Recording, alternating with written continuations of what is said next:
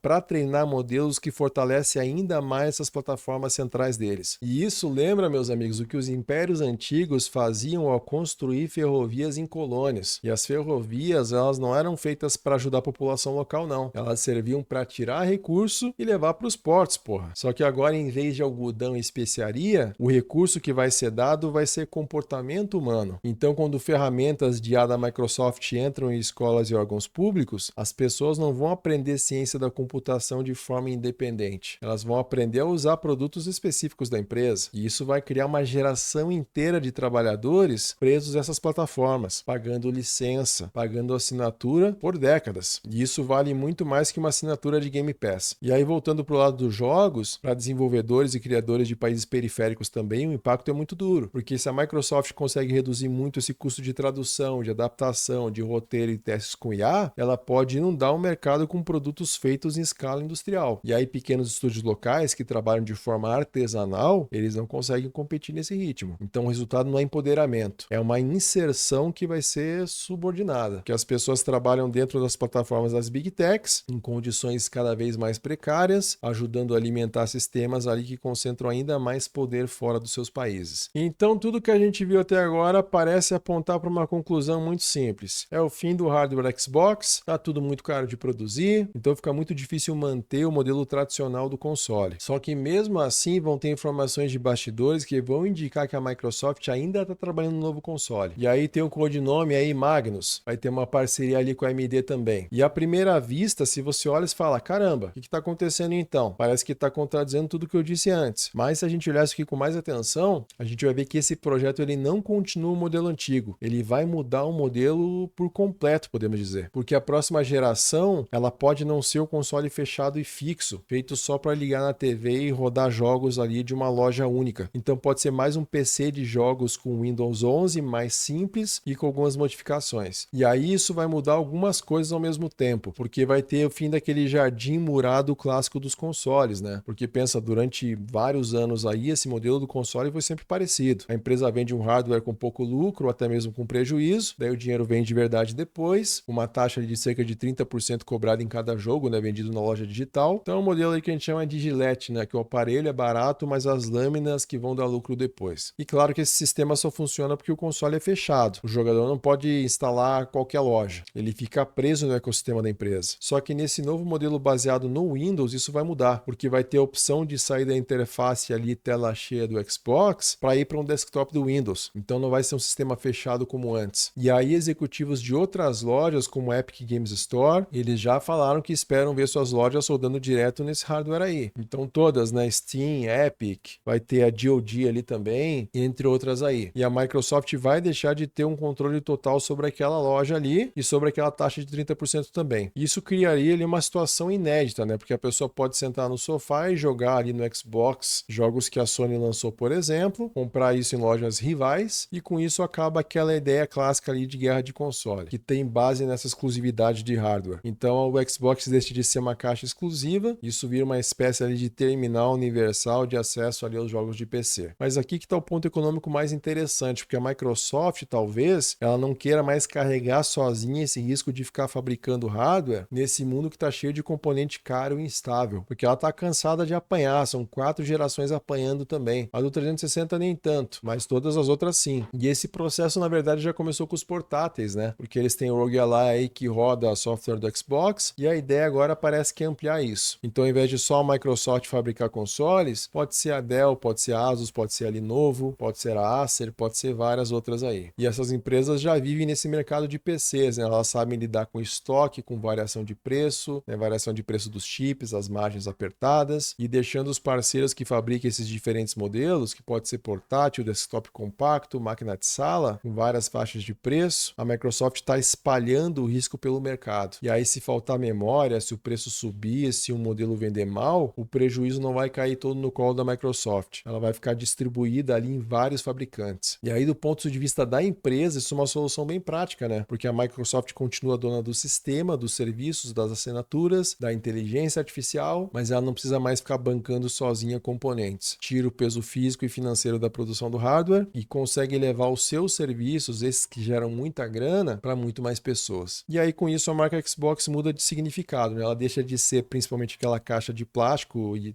metal ali debaixo da TV e ela vai virar o nome de uma plataforma, né, de um sistema, de um ecossistema ali de software e serviços. E para quem tem apego ao console, isso pode ser um choque, mas do ponto de vista da empresa faz sentido, porque o foco passa a ser ainda mais no crossplay, naquele Play Anywhere, com assinaturas e serviços rodando em vários tipos de máquina, talvez até assinaturas híbridas aí, juntando Game Pass com ferramenta de produtividade, vai saber, e o hardware vira só uma porta de entrada. Então é isso, meus amigos, a marca Xbox não vai simplesmente desaparecer, porque empresas desse tamanho, como a Microsoft, elas raramente morrem de forma simples. Elas vão mudar de forma, como um grande amebão ali, vão trocar de função, vão se adaptar para continuar gerando muito e muito lucro. E o que está acontecendo é uma transformação. O Xbox deixa de ser um produto físico e vira uma plataforma, um sistema, uma camada de software e serviços que pode rodar em várias máquinas, feitas pela própria Microsoft ou por parceiros, e nesse novo modelo o centro não é mais o console, é o ecossistema com assinatura, serviço, integração com Windows, nuvem e cada vez mais sistemas de inteligência artificial.